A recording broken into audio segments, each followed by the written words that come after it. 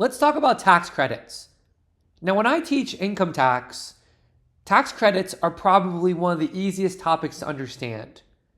Most people out there, even if you're not a tax person, you have a very good idea about different tax credits available to you as an individual. And you also understand that they're more beneficial than a deduction. The idea here, a credit, more powerful because it's a dollar for dollar reduction of taxable tax liability versus a deduction. It's basically a reduction of taxable income, which is, if you calculate it, the amount of savings, tax savings of a deduction is going to be the amount of the deduction times your highest marginal rate.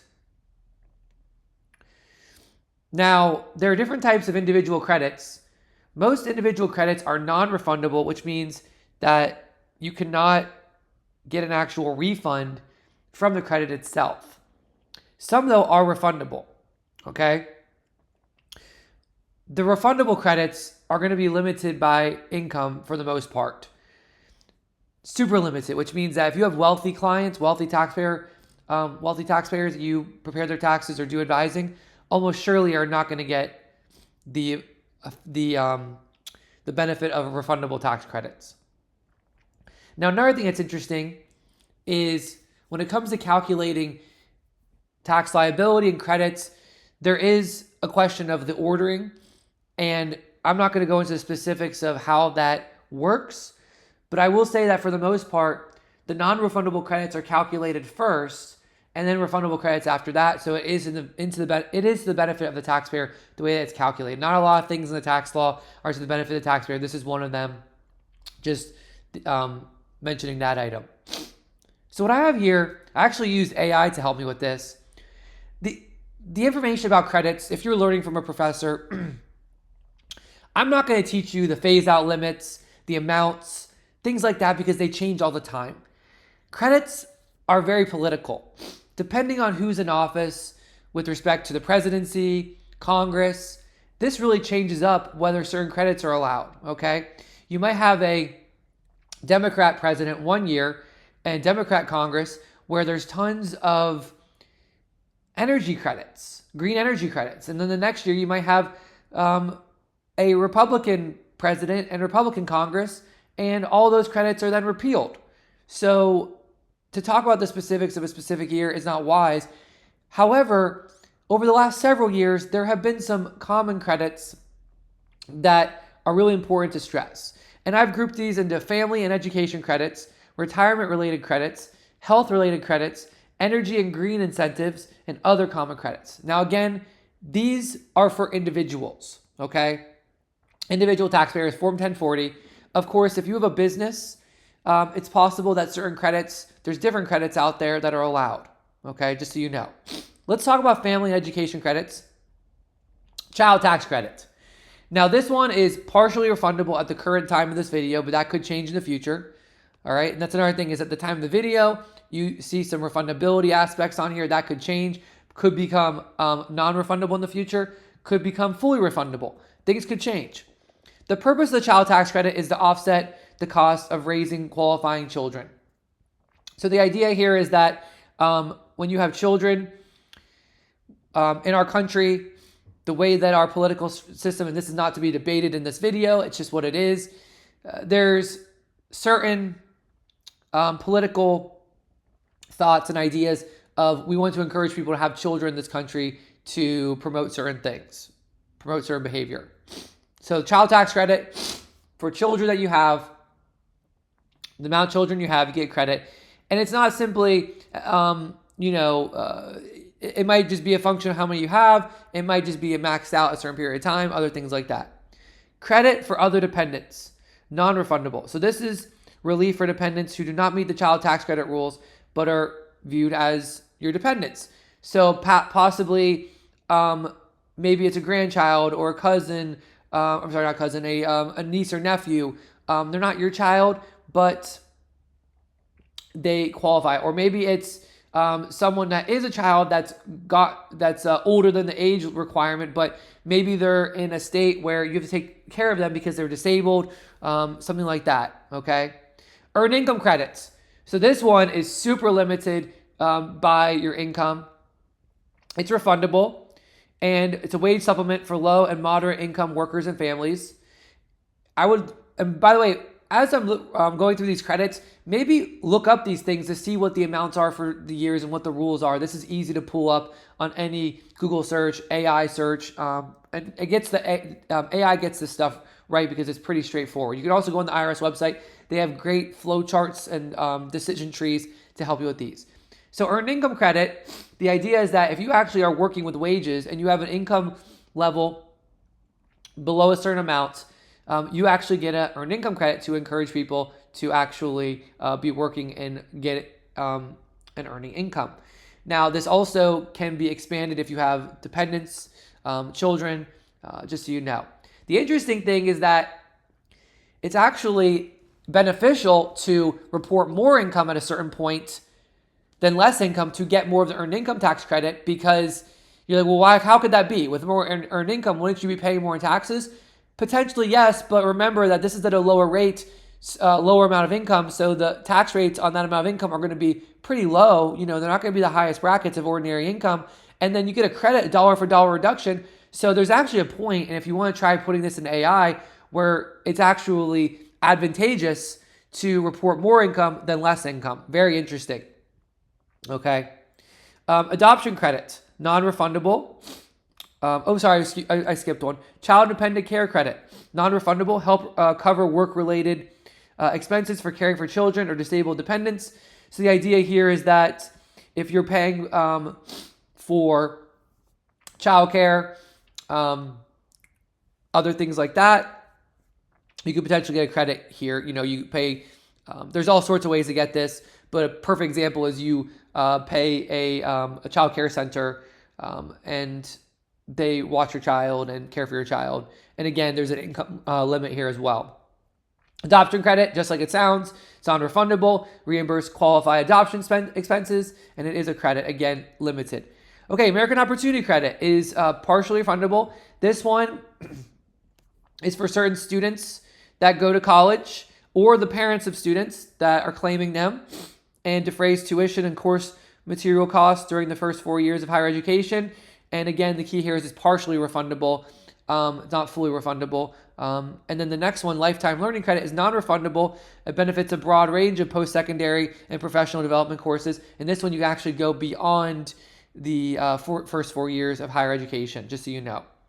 There's also the credit for elderly or disabled, non-refundable, provides relief to taxpayers age 65 and up or permanently and totally disabled. Okay. Retirement-related credits. So again, these ones, very income-related. All the ones we've talked about so far are very income-related, but some of them, there's higher AGI limits than others, like the child tax credit generally has a higher one. Then, of course, the earned income credit is one of the lowest ones. Savers credit is just like the earned income credit. It's a low one. It's non-refundable. Encourages contributions to retirement accounts by lower income taxpayers. The idea here is that Congress and our society in the United States, we want to encourage people to invest in their retirement. If you only make $40,000 a year at a job, $50,000 a year, if you think about, right, the amount of money you have to pay just for your necessities, housing, food, shelter, basic necessities, insurance, things like that you need, clothing, right there, $40,000 to $50,000, that's almost gone. So if you have a low income and you're putting some money away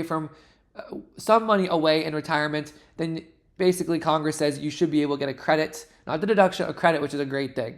But again, it's super low income levels, just so you know. Now, some of these credits on here, I'm not going to talk about very much. The prior year minimum tax credit, you can learn about that one on your own. But the savers credit is the main retirement-related credit. The health-related credits, premium tax credit, health coverage tax credit, and qualified sick and family leave credits. This one, again, I'm not going to get too much into these. These are all refundable, but not all taxpayers can benefit from these things, just so you know.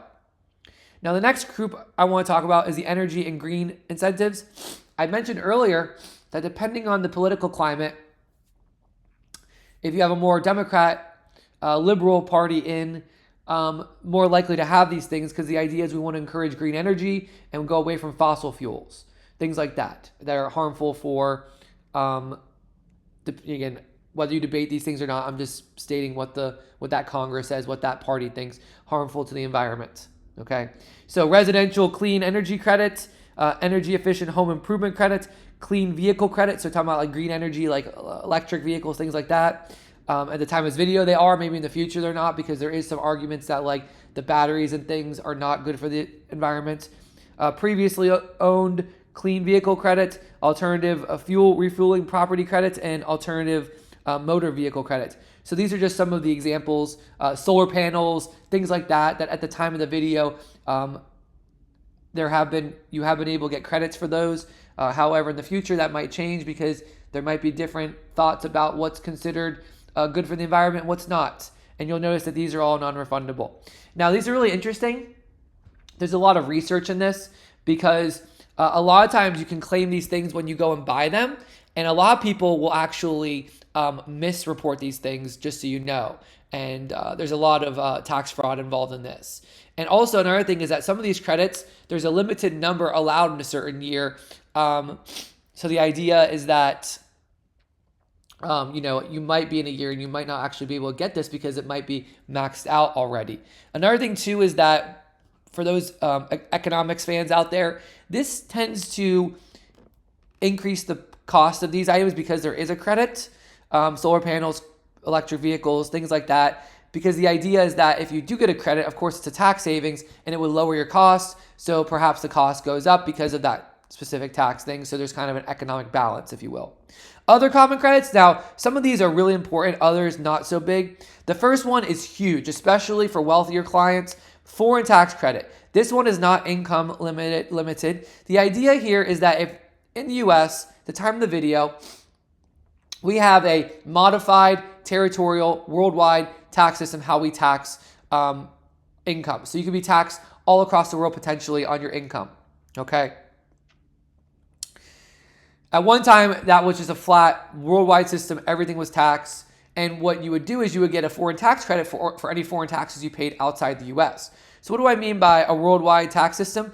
When we look at Code Section 61, gross income, all income from whatever source derived, didn't matter whether you you earned that income in the US, in Great Britain, in China, it was all taxable income. That was the idea behind it. Okay, now it's a little bit more adjusted, a little different than that system, but it's still pretty much, it could be a worldwide system. So the foreign tax credit is huge, and the reason why it's huge is because if you do pay taxes in a country outside the US, you shouldn't get hit with double tax. So this mitigates double tax on foreign source income. Now, it's not perfect because you might be calculating more tax in a certain state and country, and you're limited to what you can in the US. So there is a calculation that gets quite messy, and you have to, there's also, it's non-refundable, so it can potentially carry over. Things like that. That's another thing too, is that when these credits say non-refundable, if you don't get to use it, a lot of them you can roll over to future years, but it might be limited, not an unlimited amount in terms of what you can take. Mortgage interest credit, this is like the mortgage interest deduction, but more beneficial. But again, it's going to be much lower income levels. Fuel tax credit, regulated investment company credit, general business credit, first-time homebuyer credit, recovery rebate credit. These are all very limited. The first-time homebuyer credit is interesting because some years the credit was something you had to repay. Others, you actually got the benefit of it. And where I've seen this pop up is back during the Great Recession, 2007, 2008, there was a first-time homebuyer's credit because nobody was buying houses because the whole Great Recession related to mortgage homes or mortgages and homes and things like that to encourage people to buy homes. So this is really credits. Again, it's not meant to be exhaustive and go through the specifics, just to give you an idea of the kind of things to consider. If you have a wealthier client, you're probably not going to get most of these credits, so you should really be keeping that in mind. If you have a lower income client, let's say someone you're helping out, of course, a lot of these are available, and that's the idea, refundable versus non-refundable, the types of themes where some of these credits go away, they come back depending on the political landscape. That's kind of how you should think about this. I hope you enjoyed this discussion of credits.